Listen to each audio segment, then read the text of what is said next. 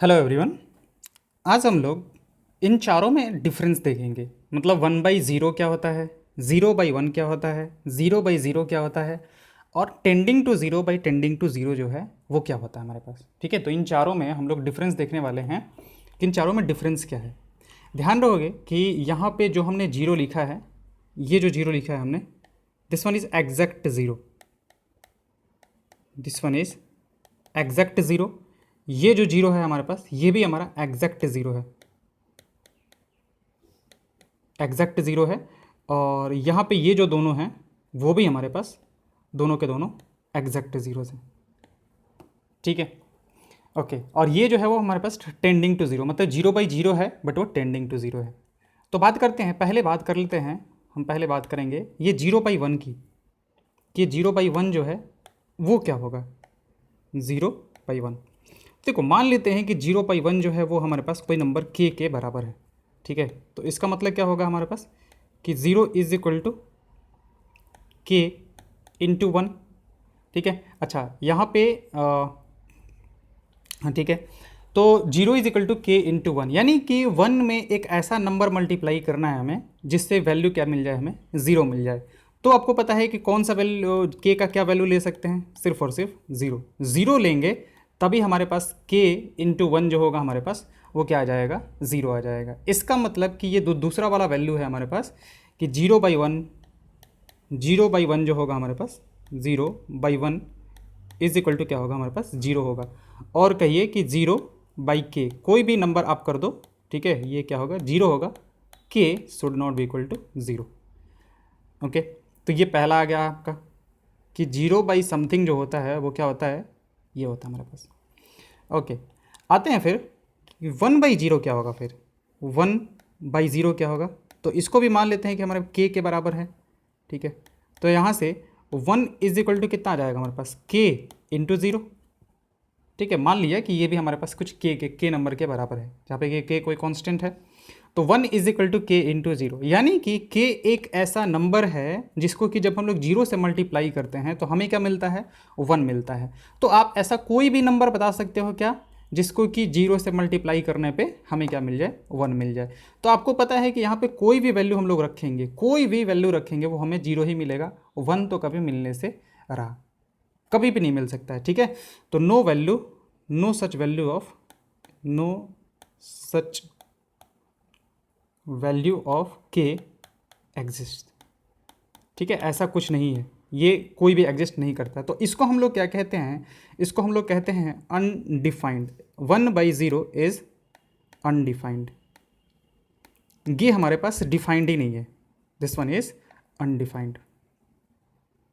आप इसको एक तरह से और समझ सकते हो। देखो, अगर हम लोग मान लेते हैं कि समथिंग 5/2 लिखते हैं, तो इसका मतलब आप इस तरीके से समझ सकते हो ना कि कोई, मान लेते हैं कि हमारे पास कोई लेंथ है जो कि कितने यूनिट्स का है, 5 यूनिट्स का है। ठीक है, कोई भी सामान है हमारे पास जो कि 5 यूनिट्स लेंथ का है।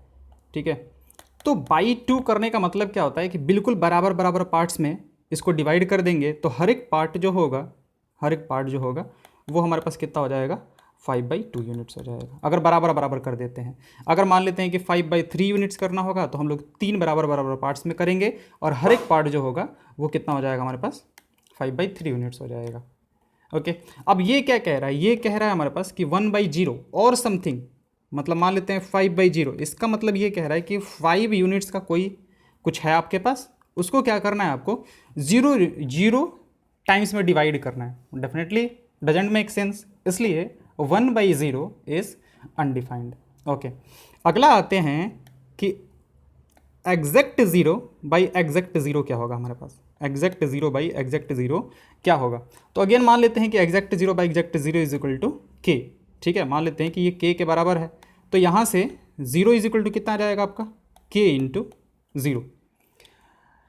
अब ये कह रहा है कि के एक ऐसा नंबर है जिसको जीरो से मल्टीप्लाई करने पे क्या मिल जाए, 0 मिल जाए। तो एवरी वैल्यू ऑफ के, एवरी वैल्यू ऑफ के satisfies above, satisfies above।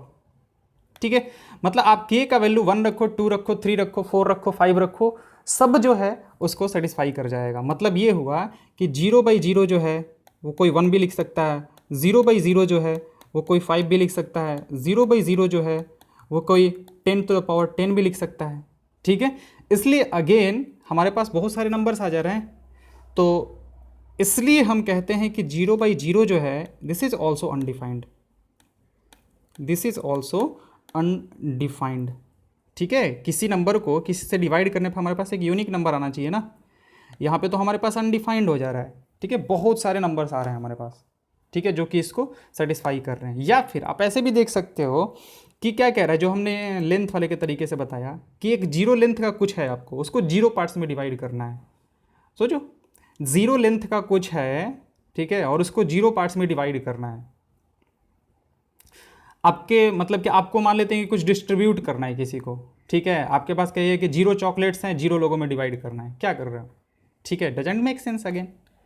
तो 0/0 जो होता है ये हमारे पास क्या होता है, अनडिफाइंड होता है। बहुत लोग इसको कह देते हैं कि ये क्या होगा हमारे पास, 0/0 जो होगा वो इनडिटरमिनेट फॉर्म होता है। नहीं भैया, एग्जैक्ट 0/0 जो होता है ना, this one is exact, this one is exact 0, और नीचे वाला भी जो है हमारे पास वो एग्जैक्ट 0 है।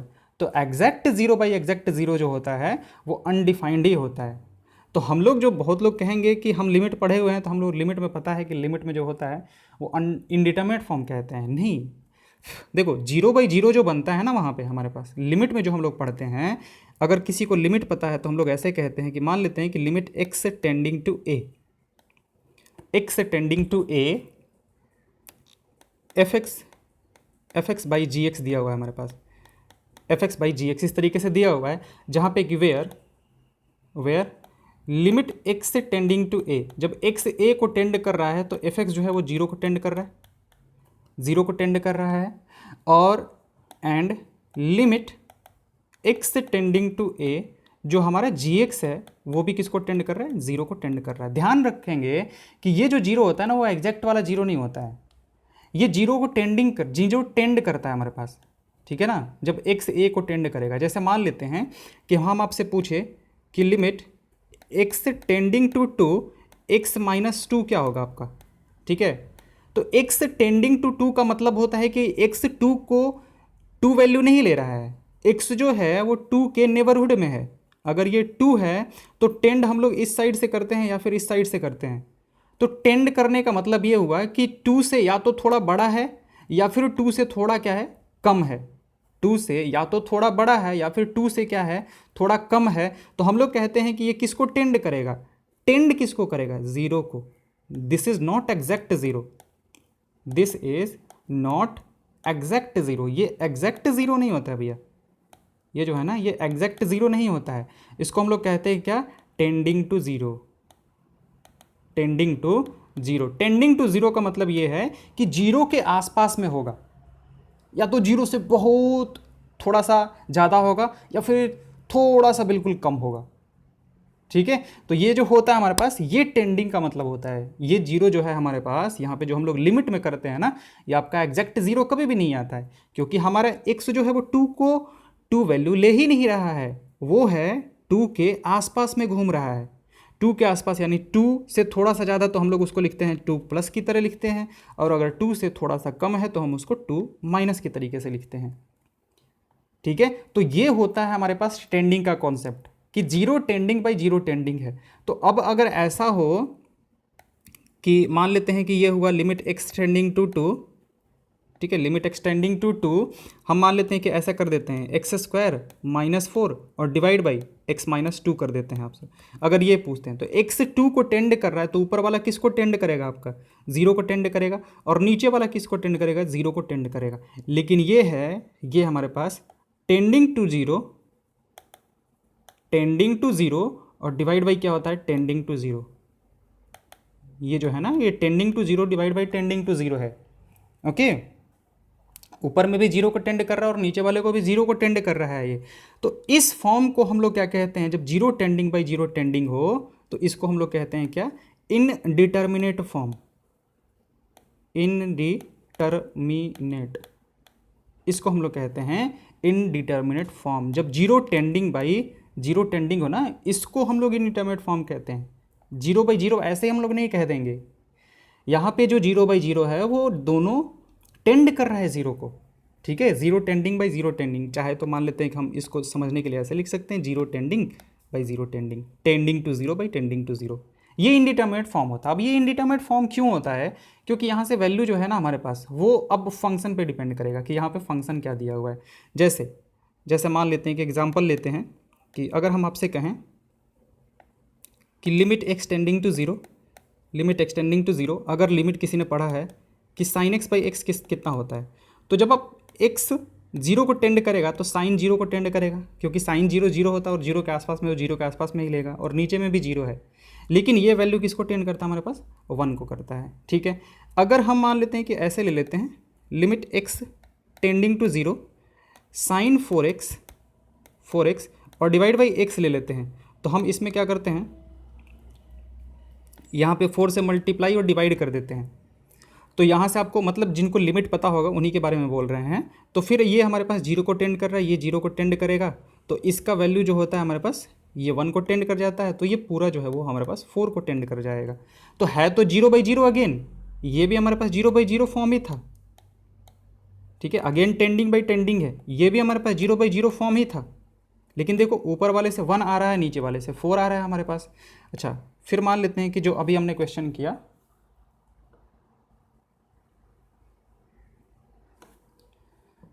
जो अभी हमने एक क्वेश्चन लिया था कि limit x tending to zero x square minus 4 divide by x minus 2, तो हम इसको ऐसे लिख लेते हैं कि limit x tending to zero x minus 2 x plus 2 whole divide by कितना, एक्स माइनस 2 लिख लेते हैं। अब सिंस एक्स जीरो को टेंड कर रहा है तो ये तो जीरो हुआ नहीं, ये तो जीरो हुआ नहीं ना तो ये जीरो है ना ये जीरो है, जीरो के आसपास में कोई नंबर है। अब कुछ भी हो दोनों बराबर होगा, तो अब हम इन दोनों को कैंसिल आउट कर सकते हैं। पहले नहीं कर सकते थे, ठीक है, पहले नहीं कर सकते थे, लेकिन अब इसको कैंसिल आउट कर सकते हैं क्योंकि ये जीरो टेंड कर रहा है। तो ये मतलब सॉरी, ये एक्स 2 को टेंड कर रहा है।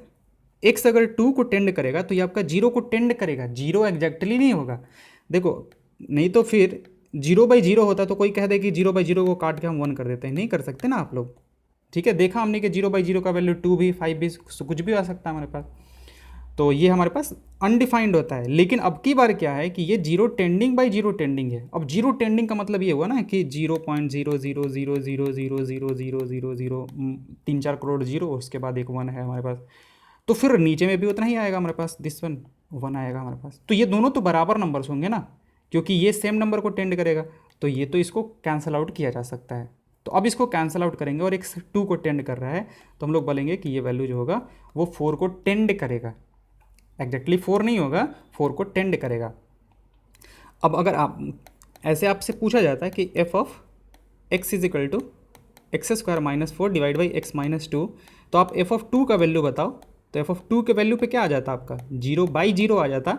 तो आप यहाँ पे कहते कि ये अनडिफाइंड है, यहाँ पे ये क्या कहते हैं आप कि अनडिफाइंड है। इसी को तो पढ़ने के लिए, फिर इसी को करने के लिए तो हमें लिमिट की ज़रूरत पड़ती है, ठीक है, क्योंकि यहाँ पे मैथ्स फेल हो जाता है हमारा, ठीक है। जो अभी तक हमने पढ़ा था मैथ्स, वो मैथ्स यहाँ पे फेल हो जाता है, तो फिर हम लोग क्या करते हैं, इसके लिए लिमिट्स पढ़ना शुरू करते हैं, ठीक है। कैलकुलस हमारा यहीं से स्टार्ट हो जाता है। ओके, आई होप ये चारों में आपको डिफरेंस समझ में आ गया होगा। Thank you.